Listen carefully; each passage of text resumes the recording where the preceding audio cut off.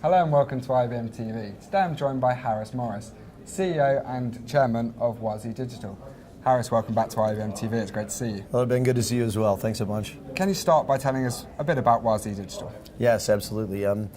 We're the only cloud-based asset management system for really high-quality video, the kind of stuff that all of the broadcasters and rights holders and best sports properties in the world make. That really means we have three businesses. One is using a system called Core, which is our cloud-based media asset management system to essentially run the supply chains and the workflows that people need to create their revenue, and to create that revenue as cost effectively as they can, and also to continue to grow that revenue through reaching more international business, more platforms, more consumers than ever before. And we have a number of use cases we can go into later for that. And then we have a live event services business that specifically applies that core platform to major productions like the US Open in tennis and golf and things like that, other big golf tournaments, where you're capturing a massive amount of content very quickly. So not only the whole match itself, but also highlights and moments. You're creating stories out of those moments, and then you need to get those out to lots of press partners, as well as conceivably over 100 global broadcast partners and other OTT platforms. And we use Core in a thing we call the Digital Media Hub to make both the ingest, the application of metadata, the tagging, the distribution of that easier. And then we do what Wazee started as way back as Thought Equity, which is licensing the content for those people. And we're super fortunate to have almost all of our content be really high value, high quality content. It's evergreen, meaning it's constantly being refreshed by new events and new news, because it tends to be news or sports or the best studio content. And we sell that on behalf of those entities. So those are the things we do. And again, all of them using Core as the key platform. Okay. So your digital asset management solution is the only one in the industry built from the ground up to operate in the cloud. Yeah. How, apart from the obvious, how does this set Wazee Digital apart? Yeah, we're so fortunate that the choices that were made in the early days were to really, even before cloud was a word, right, were to abstract, compute and front end and those kind of things and allow it to really be cloud native. Because what happens, and I know this for my former businesses, we were trying to do this, because obviously all the broadcasters need and rights owners need to be getting toward cloud solutions, both to harness the scalability and cost effectiveness of those technologies, but also in a global world, you can't be behind a firewall in one location, right? So they're all trying to get there. But hardware to software and software to cloud are really hard shifts. Yeah. We used to say, says easy, does hard. Everybody says they're going to get there, but it's super tough to do. So what you see is so many people have had to do a lift and shift. They'll just take the software and lift it and sit it maybe on top of a VM type layer in shared hosting. And that gets you a little bit of the benefit. It lowers your compute costs and maybe less bandwidth and transfer, but doesn't really get you all the benefits of a true cloud solution. It doesn't have a light front end that you can use anywhere. It doesn't harness the power of cloud-based things like transcoding, where you can literally, instead of having a node with a ton of capacity that you're not using most of the time, which is quite expensive, you can use it literally by the drink. We get to do all of that stuff. And so what's neat for us is because it's truly cloud native, and we hear anecdotally, but from good sources, that unlike AWS, right, who's built a wonderful infrastructure for M&E, 80% of the apps on AWS are just lift and shifts. Right. And they would argue that we are one of the most cloud native, truly built from the ground up applications they've seen, for that type of infrastructure. And what that gives us the ability to do is just so much more flexibility, lower cost, faster deploy. And for example, we're running, on a 25 megabit pipe, we can run a whole demo on, Wi-Fi, like hotel Wi-Fi. But then in the background, in the cloud, you've got massive heavy lifting happening, and in real time, 4 renditions being built of a broadcast quality video, things like that. So it's a lot more flexible then for people. Yeah, just flexible, fast, nimble, cost effective, configurable, so many different And scalable, presumably. and massively scalable. Yeah. And so the neat part for the rights holder is there's some initial cost of setting up things like taxonomies, what's your metadata or your metadata schema, what taxonomy you're going to use to describe your content, which might be quite different in tennis than in golf, than in studio, or than in TV. But once you do those initial things, the repeated action of then running a supply chain or tailoring, creating renditions for your own OTT platforms or for social or for those kind of things, just massively scalable and efficient. So can you tell us about your YouTube publishing features as well? Yeah, we're really excited about this stuff. So one of the use cases for Core that we find people really embracing now is what we'd call digital syndication.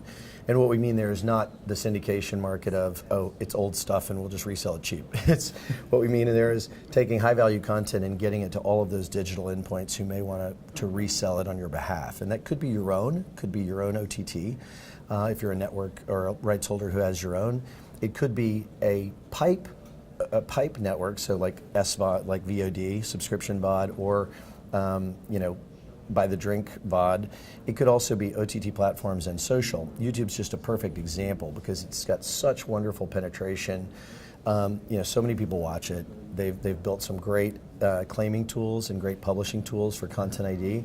And so what we wanted to do is to automate that within Core and make it really easy. If you have great content and you want to channelize that on YouTube to get exposure, to make it really easy for you to publish to YouTube, kind of one-to-one, many-to-many, using the best features of what they provide, and then using our APIs to call the functionality to create a rendition, create a Content ID, whether you have a Content ID schema and database that you already use, or we can generate one for you.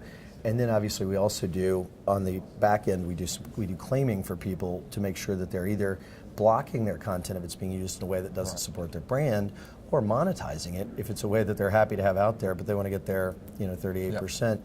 The other neat thing that we're showing in the suite, but we'll get out soon, is other social media. So Facebook, eventually Twitter, conceivably others like Snapchat, depending on what kind of plays those platforms make in media, whether they really embrace the M&E rights holder community. Yeah. So you mentioned at the beginning your live event services. Yes. Can you go a bit more into that for us, please? Yeah, neat business for us and growing very quickly. It'll double or a little better this year and hopefully again next. And essentially what we find there's really two big, I don't know if they're problems or opportunities, maybe always both, but in a live event like that, you have massive amounts of people, and by people, organizations, press, your broadcast partners. So at a tournament like in Augusta, there's 120 odd broadcasters that have some access to that, hundreds of press personnel.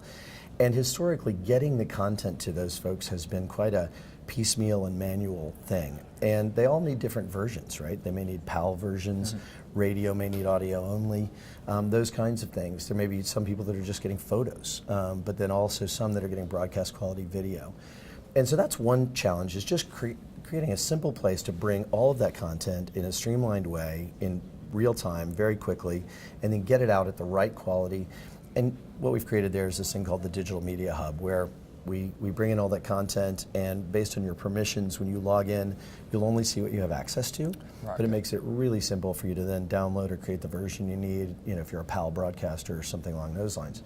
The other thing that then enables is serving all of these markets and platforms has historically been, not all that well done outside of the home market. The home market broadcast is this big, beautiful, brilliant thing, right? Watching the Masters on a big screen in HD or any golf tournament, right? The U.S. Open, tennis, on HD on CBS is just amazing. I save, a Sunday afternoon for that. But as people go to mobile and as they're doing other things, it's harder. And as you go abroad in particular, depending on what's happening, take a tennis match, right? If you're in Europe and the two players playing are Americans or an American and an Asian, and you're watching the global feed, there's 118 countries who are sort of unsatisfied by that moment. So what this now enables is for those global broadcasters to have this massive trove of content that they can use for lead-ins, bumpers, highlights, breaks, all of those kinds of things to enrich that global feed, and to even start to tailor their own regional content to sub-regions that then are more appealing to their advertisers or for their own players, their own media players and things like that for their OTT. So we're adding a lot of richness to that. I think there's a massive opportunity in that curve, if you will, of international rights, which right now is kind of underfunded, but could be a lot better for rights holders over time. So everyone is looking to maximise the value of their premium content. Yeah. How does Wazee Digital Commerce fit into this, and how does that help the industry? So commerce is our, just so everybody understands, it's our name for licensing. It's mostly licensing. And then there's other things under it, like rights and clearances and YouTube claiming and things like that. So anytime we're helping you directly monetize your content, we would call that commerce. But the biggest piece of that is content licensing. And what's fun for us is we've seen the world kind of split in licensing.